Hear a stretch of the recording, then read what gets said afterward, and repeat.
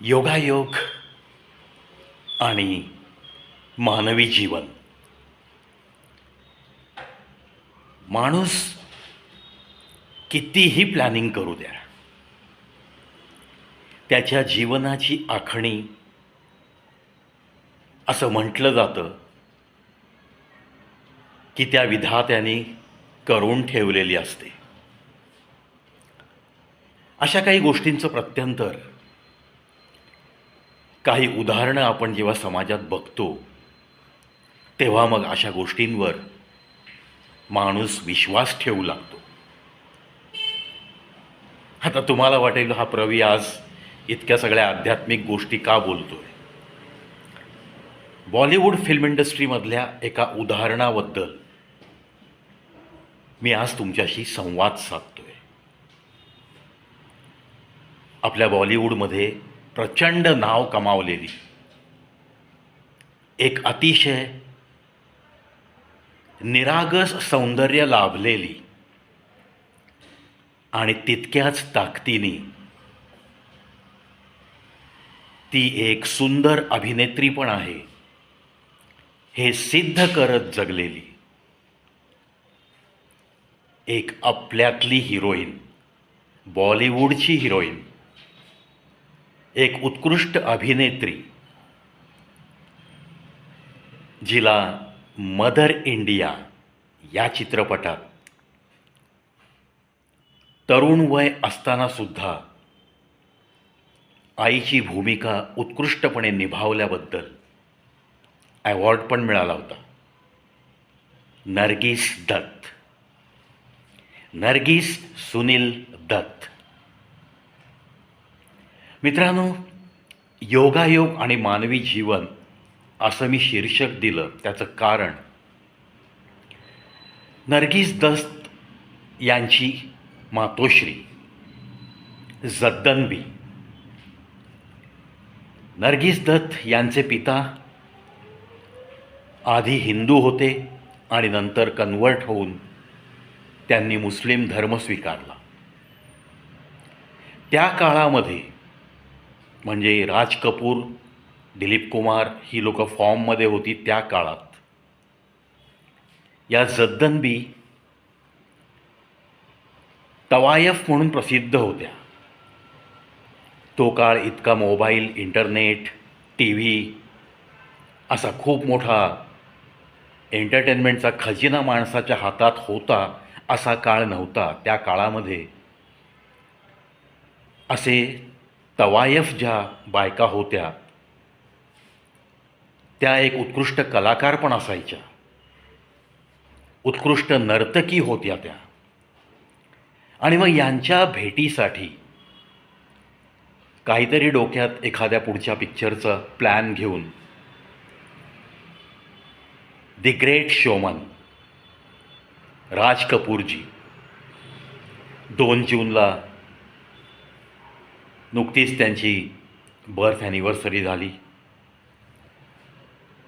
आणि आपल्या नर्गिस दत्त यांचा पण जन्म 1 जून, महिना जूनचाच आणि फक्त आदल्या दिवशी,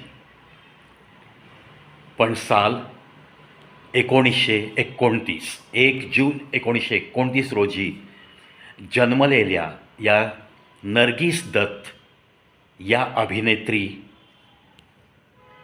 यांच्याविषयी बोलावं तेवढं कमीच आहे.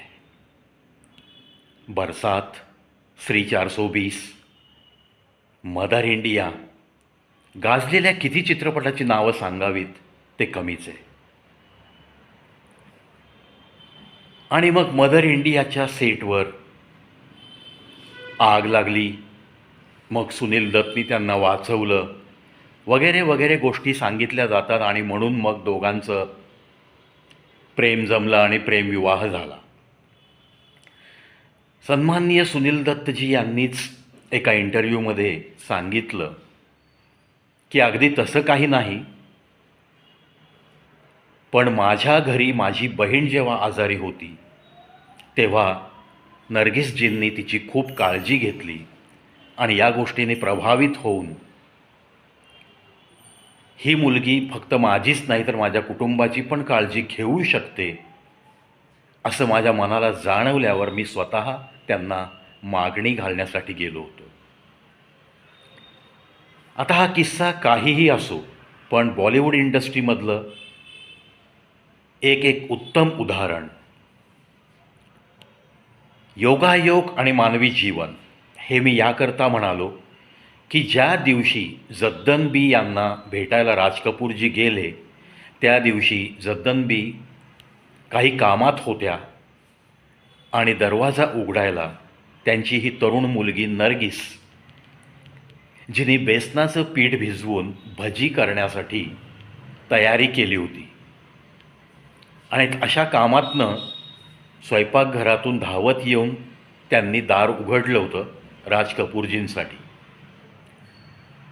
आता हे पहिलं दर्शन, पहिलं दृश्य राज कपूरच्या नजरेमध्ये सामावून गेलं आणि याच दृश्याचा उपयोग त्यांनी ऋषी कपूर यांचा लॉन्चिंग असलेला बॉबी चित्रपट, ऋषी कपूर आणि डिंपल कपाडिया, त्या चित्रपटात ऋषी कपूर जेव्हा डिंपलजींच्या घरी जातो तेव्हा सेम सिच्युएशन घेतलं आहे जे जद्दनबी यांच्या घरी राज कपूर गेल्यानंतर घडलं होतं. नर्गिसजी बेसनाचं पीठ भिजवता भिजवता, भजी करता करता दार उघडायला आल्या होत्या. त्याच पद्धतीने डिंपलला दाखवलं गेलं. ऋषी कपूरला दार उघडताना समोर केसांच्या जवळ बेसनाचं पीठ लागलेलं. इन द सेम वे नर्गिसजींचं पण त्या दिवशी असंच रूप राज कपूर यांनी स्वतःच्या डोळ्यांनी पाहिलं होतं. आणि मग त्यांच्यातला तो दिग्दर्शक, हिरो, त्यांच्यातला नट, त्यांच्यातला एक कसलेला अभिनेता या गोष्टीचा उपयोग नाही करेल तर नवल. सुनील दत्तजींनी आग लागली मदर इंडियाच्या सेटला हे मान्य केलं, पण त्या आगीतनं मी त्यांना वाचवल्यामुळं आमचं लग्न झालं हे त्यांनी नाकारलं.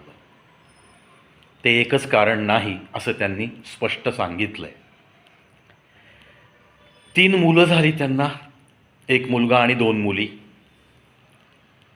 नम्रता, प्रिया आणि संजय, ज्यांना आपण संजू बाबा म्हणून प्रेमाने अख्खी इंडस्ट्री हाक मारते. All the media used to call him as Baba Baba. पहा तुम्ही त्यांचे छोटे छोटे व्हिडिओ संजय दत्तजींचे. एका होनहार चांगल्या अभिनेत्रीचा मुलगा, ही गोष्ट संजय दत्त यांनी नक्कीच आयुष्यात सिद्ध केली. अनफॉर्च्युनेटली एक किस्सा यांच्या जीवनात असा आहे की 1 जून 1929 या दिवशी जन्मलेल्या नर्गिस दत्त यांना कॅन्सर या रोगाने पछाडलं. खूप इलाज झाले, अगदी अमेरिकेपर्यंत सुनील दत्त यांनी त्यांच्यावर इलाज करण्यासाठी खटपट केली, पण अमेरिकेहून आल्यावर त्या कोमामध्ये गेल्या. आणि what is the unfortunate thing in the life of Sanjay Dutt and Nargis दत्तजी, and of course in the life of Sunil दत्तजी and all Dutt family? That unfortunate thing is release of Rocky, the first film of Sanjay Dutt. Rocky हा चित्रपट release होणार होता आणि नर्गिस दत्त जी आजारी पडल्या तेव्हा त्यांनी निक्षून सांगितलं होतं की मी अगदी व्हीलचेअरवर असले तरीही मला संजयचा पहिला चित्रपट, प्रीमियर शो, रिलीजिंग शो पाहायला मला नक्की घेऊन जा. पण त्या कोमात गेल्या आणि 3 मे 1981 रोजी नर्गिस दत्त यांनी शेवटचा श्वास घेतला. आपल्या मुलाचा चित्रपट 4 दिवसांनीच रिलीज झाला. हे त्यांच्या आत्म्यालाच ऐकवावं लागलं. That's why Sanjay Dutt is very unfortunate son who lost his mother only before 4 days of his release of first film Rocky. असं दुःख पचवलेला हा अभिनेता संजय दत्त यांनी तुम्हा आम्हास कितीतरी आनंद दिला, कितीतरी डायलॉग्स त्यांचे, कितीतरी हाणामारीचे चित्रपट लोकांनी डोक्यावर घेतलं त्यांच्या ॲक्टिंगला. मुन्नाभाई MBBS सारखा कॉमेडी फिल्म करताना सुद्धा त्यांनी यश मिळवून दिलं. गोष्टी अनेक घडत असतात माणसाच्या आयुष्यात, बरे वाईट प्रसंग येत असतात. तसे यांच्यावर पण आले. सुनील दत्तजींना या मुलाचं प्रचंड टेन्शन सहन करावं लागलं. मग ड्रग्ज ॲडिक्शन असो, नाहीतर ज्या केसमध्ये ते अडकले होते त्यावेळची सुनील दत्त यांची मानसिक अवस्था असो, एक बाप म्हणून त्यांनी प्रत्येक वेळेस खंबीरपणे संजय दत्त यांच्या पाठीशी आपण उभे आहोत हे नक्कीच दाखवलं. प्रिया दत्त यांनी सुनील दत्त यांच्या पावलावर पाऊल टाकत राजकारणात प्रवेश केलेला आहे. नर्गिस दत्त यांनासुद्धा राज्यसभेचं सदस्यत्व बहाल करण्यात आलं होतं. त्यामुळंच त्यांच्या नावासमोरसुद्धा the great actresses and the great politician of her time असं लिहिलं जातं. एक उत्कृष्ट अभिनेत्री म्हणून नर्गिस दत्त यांनी खूप नाव कमावलं. अनेक चांगले चित्रपट तुम्हा आम्हास दिले आणि एक उत्कृष्ट संसारिक स्त्री म्हणून सुद्धा त्यांनी नाव कमावलं असंच मी मानतो. आणि म्हणून मग आपल्या आईच्या प्रेमापोटी आणि सुनील दत्तजींनी आपल्या पत्नीच्या प्रेमापोटी ज्या रोगाने ती गेली, त्या रोगाने पछाडलेल्या लोकांच्या चांगल्या भवितव्यासाठी 1982 साली नर्गिस दत्त फाउंडेशन म्हणून त्यांनी एक ट्रस्ट स्थापन केलं आणि बार्शी इथं कॅन्सर हॉस्पिटलची जी स्थापना झाली आहे त्याच्यात खूप मोठं योगदान सुनील दत्तजींचं आहे. आणि म्हणून Nargis Dutt Memorial Cancer Hospital असं त्याचं नामकरण पण आहे. अभिनयाच्या क्षेत्रात नाव कमावलेलं हे कुटुंब आणि तितक्याच माणुसकीने समाजासाठी झटत जगणारं कुटुंब आणि अनंत यातना, अनंत प्रसंग, अनंत कटुप्रसंग, अनंत संकट येऊनसुद्धा ठामपणे उभं राहणं काय असतं, ड्रग्ज ॲडिक्शनमधनं बाहेर येऊनसुद्धा पुन्हा एक अभिनेता म्हणून कसं नाव कमावता येतं याचं ज्वलंत उदाहरण म्हणजे संजय सुनील दत्त. संजय दत्त यांच्या एका चित्रपटातला एक डायलॉग आहे, त्याचा काही अंश मी तुमच्यासमोर सादर करतो, कारण दुनिया त्यांच्याकडं अशाच नजरेने बघत होती. तुम्हारी नजरों में मैं तो एक बहुत गिरा हुआ इंसान हूं, लेकिन एक बात सुन लो, जब तुम्हारी इज्जत बचाने के लिए इस शहर की शराफत कम पड़ेगी ना, तब तुम्हें इस दरिंदे की याद आएगी, तब तुम्हें इस दरिंदे की याद आएगी. असे एक नाही, अनेक डायलॉग संजय दत्तजींचे तुम्ही आम्ही ऐकलेत. तुम्हा आम्हा सर्वांना आनंद देत स्वतः अनंत यातना सहन केलेला हा कलाकार, त्याच्या आईचा जन्मदिवस आत्ता नुकताच झाला, ज्याला आपण मनुष्य गेल्यानंतर जयंती म्हणतो, 1 जून.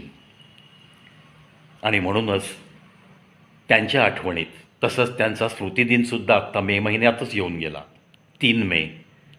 आणि म्हणूनच या एका गुणी अभिनेत्रीला, एक उत्कृष्ट अभिनेत्री नर्गिस दत्तजी यांना आदरांजली वाहण्यासाठी आणि संजय दत्तजींना त्यांना खूप चांगलं आयुष्य मिळावं, अजूनही चांगल्या चित्रपटात काम करण्याची संधी मिळावी, त्यांच्यामध्ये असलेला कसलेला अभिनेता बाहेर काढण्यात दिग्दर्शकांना यश मिळत राहो आणि त्यांच्यावर आता इथून पुढं कोणत्याही प्रकारचं संकट कधीही येऊ नये, याच सदिच्छा आणि शुभेच्छांसह या व्हिडिओत इथंच थांबतो मित्रांनो. नर्गिस दत्तजी, the great actress of our India. Everybody should be proud of her and definitely everybody is showing so much love for Nargis in our India. She is very much lucky कि वो जाने के बाद भी आज भी और कल भी शायद जब तक इंसान इस धरती पे है तब तक नरगिस दत्त जी को कोई भुला न सकेगा, कोई भुला न सकेगा.